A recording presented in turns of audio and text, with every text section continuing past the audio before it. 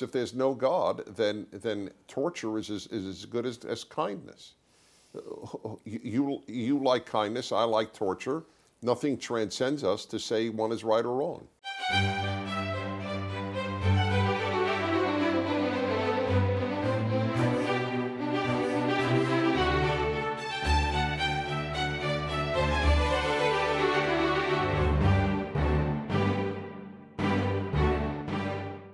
Dennis, in your book, Still the Best Hope, you write something very striking near the beginning. You say, quote, "The future will be leftist, Islamist, or American," unquote. Three choices. Let's talk about those, starting with the American part. Your book urges American values on the reader. And how do you define those? Well, that's very important because the average, even conservative, cannot answer your question. They think they can, and I'm not holier than they. I couldn't either.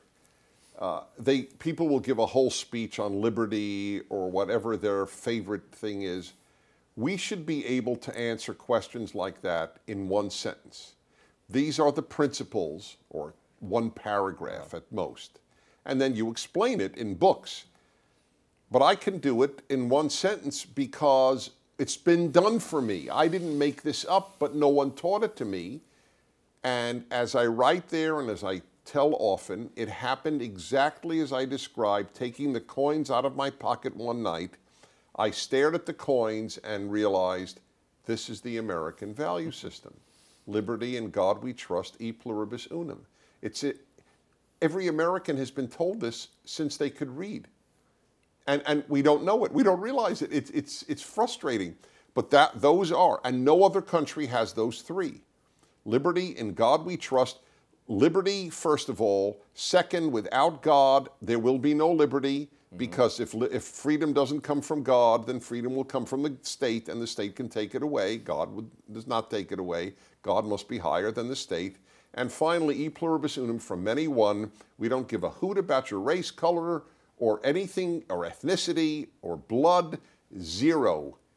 You want to be an American? You want to affirm these three values? You are as American as a 10th generation from Mayflower American. Mm-hmm. Now, let me quibble. The term you use, American values, is not an old term. It's not a traditional term. It's not a term the founders would have used. It's a fairly modern term. It's really a 20th century term that came from psychology and sociology. And it used to be, in its origins, it was a liberal word or a left word. Values? Yes, because it implied relativity. It implied your values are what you value, period. And my values are what I value. And so the assumption of a certain relativism went hand in hand with the term values. Now, a funny thing has happened to it since then. It has become a right-wing term. That's correct. But my answer to that would be yes. I'll even take yours. American values are what America values. That's fine with me. But isn't your contention that they are true in some sense? Oh, but they're true. There is a leap of faith that an atheist makes, that an agnostic makes, that a Christian makes, that an American makes. There's a leap of faith. If you believe in goodness, that's a leap of faith. Mm-hmm. You believe in democracy, that is a leap of faith. I believe in a God. The God of the founders is my God. This God wants us to be free. This, by the way, was unbelievably original, because religion was not generally associated with freedom. Mm-hmm. Because either the church or religious law were very controlling of you. Mm-hmm. But here come the American, if you will, Judeo-Christians, and they were very Judeo, mm-hmm. very. You couldn't graduate Harvard till 1800 if you didn't know Hebrew. and they said God demands freedom. It's phenomenal. But it depends, I guess, on what you mean by a leap of faith. To God. Well, I mean, suppose there is a document that says we hold these truths to be self-evident, mm-hmm. that all men are created equal, that they're endowed by their Creator with certain unalienable rights. So you've got the Creator in there, but you've also got this claim of self-evident truth, which sounds more affirmative than our values or American values. Do you see a difference in those, or I mean, do you join Jefferson in his part one's contingent declaration? upon is to me contingent upon part two. It's self-evident if there is a God. Nothing is self-evident in terms of values, if I may use that term, as a conservative. Well, no, you're right about that. There's nothing self-evident in terms of values, I think. Yes, you're right, yeah. Of course not. Because if there's no God, then torture is as good as kindness. You like kindness, I like torture. Nothing transcends us to say one is right or wrong. Well, what about, founders often talked about nature as a source of values, though, as in natural law, natural rights, unalienable rights, the laws of nature, and of nature's God. Right. Are those seeming to assert that that's a distinct source of value? I mean, there is God, there's man, but there's also something else, nature. I know, and it was a term that was much more popular then than today. And I would love to ask any of the founders. I don't care which one they would have been. Put Tom Paine aside; he was a good atheist. But any of the founders, and say, if there is no God, are there still absolutes to be found in the moral realm? And I don't think they would say yes. Well, I think they would. I think they would say yes, actually, but they would say yes, but. I mean, the authority that attaches to them and the penalties for disobeying and the rewards for observing them, I think, do depend upon God. But the question is whether God himself is not limited in certain respects, whether can he make... Okay, well, these are yes. familiar questions. Oh, they sure are. Well, look, this is what Abraham asked, the first monotheist. Will the judge of all the earth not act justly? Right. In Sodom and Gomorrah. And in the final analysis, Abraham decides to stop questioning. And he comes to the conclusion, God knows what he's doing. Well, you have written, for example, well on the question of Cain and Abel.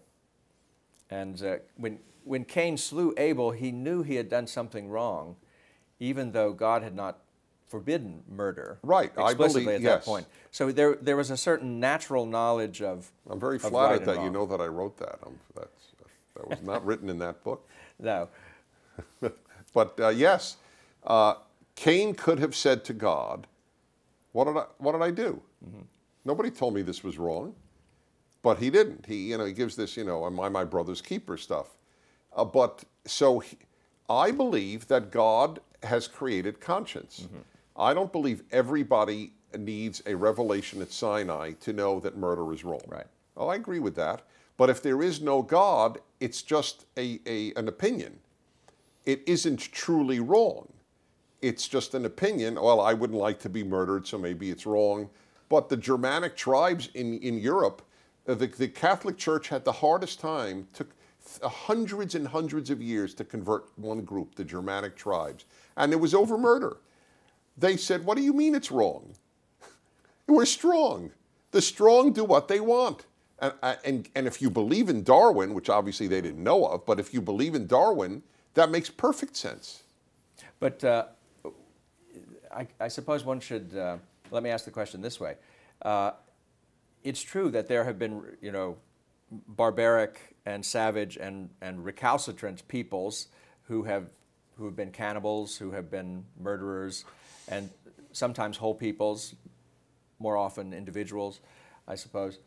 But is there not some sense that one has, whether it comes from God or not, it's natural somehow to man, so that you can have a conscience, even people who've never heard of God? Yes, I believe that. Had any revelation? Yes, yes, but conscience is a non-material term. Therefore, a non-material reality had to put it there. So yes, I agree that you don't have to know God to have a conscience. Absolutely, there were wonderful pagans and barbarians, and there were many awful religious people. But if the conscience is real and something other than subjective opinion, that argues for God's existence. I think that's right.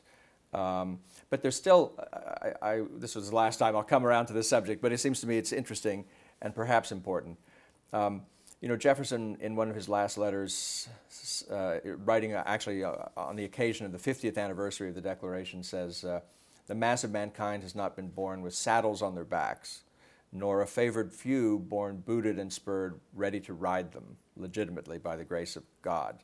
So in other words, the natural difference between human beings is nothing compared to the difference between any human being and a horse.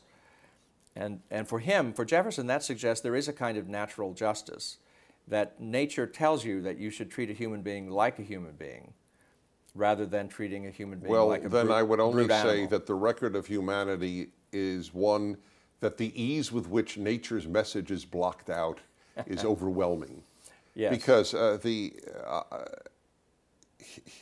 as I say all the time, I love humans and I have contempt for humanity. That's a very conservative position, by the way. I have very conservative positions. Well, but I think Thatcher was right. What is it? Facts are conservative. yes, That's what I believe. that's right. Yeah. But so are values, according to you. Yes. Well, no. You could have bad values. Yeah. Oh no. But The left has values. They believe that equality is more important than liberty. Right. But American values, at least, which Yes, we're talking about, right. are good. Now, would you say that liberty is enough without equality? Do conservatives believe in equality? Not too? as a result. We believe that we're born equal because God created us. But no, not of result, that's totalitarian. The starting line, as much as possible, ought to be equal.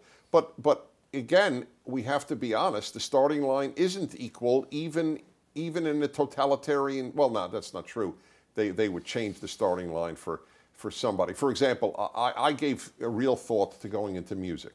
It's my first love. And I still conduct orchestras periodically. But I know that I don't have the talent that many others do, natural talent in music. So my starting line, no matter what, is not the same. But I have an ability in speech, and so that another person may not have. And so that's another place where my starting line is ahead of theirs.